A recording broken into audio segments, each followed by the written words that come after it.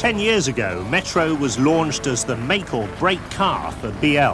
But today, with it consistently at number 4 or 5 in the British top 10 bestsellers, there's a more relaxed and confident feel to the launch of a new Rover Metro.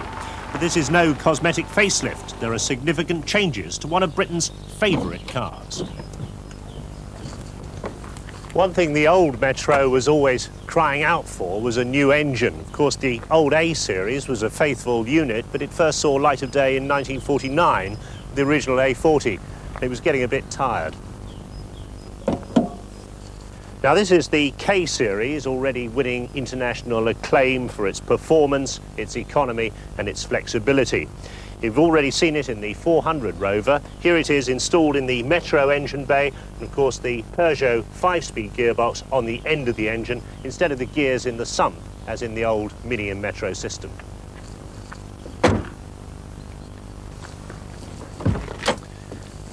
They've done a very good job with the redesign of the interior of the new Metro. They've used very nice materials and fabrics. It's exceptionally well trimmed, and the redesigned dashboard and fascia looks very good indeed. It stems from the Rover philosophy of putting luxury car standards in small cars. At the rear, a restyled tailgate, nice new rear lamp clusters, and just as much boot space as you've got in the original Metro.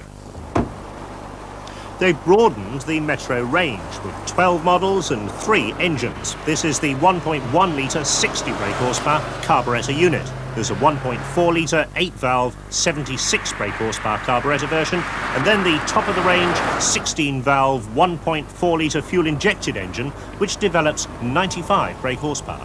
One of the major changes in the new Metro is to the seating position. Although you still sit very low in the car and these sills are quite obtrusive, it means that you're in line with the pedals and the steering wheel angle is right. It's a very comfortable driving position, and it puts right everything that was wrong with the old car. K-series engine is very smooth and unobtrusive. I like the gear change in the new 5-speed gearbox in this 1.1S, and altogether it's a much more civilized and sophisticated way of making progress than the old Metro. The car always had a rather harsh, choppy ride, but in this one they developed a new suspension system which interconnects the front and rear units. The result is a great success. The car's ride is transformed. It feels like a much bigger car. It soaks up bumps really well, and yet it doesn't allow float or roll. And in urban conditions, it hasn't sacrificed the steering accuracy or the handiness that the Metro has always enjoyed.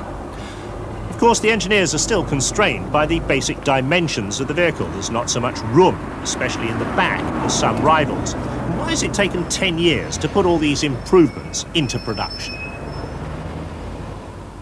So the Metro 1.1S scores on its new engine, its nice 5-speed gearbox, excellent ride and handling, the interior trim and that new seating position. Against it, well, the high sills make it awkward to get in and out, and the fuel tank's still too small, limiting the range, although they moved the filler cap up to a better position. And it's fiddly to remove the rear shelf and fold up the seats.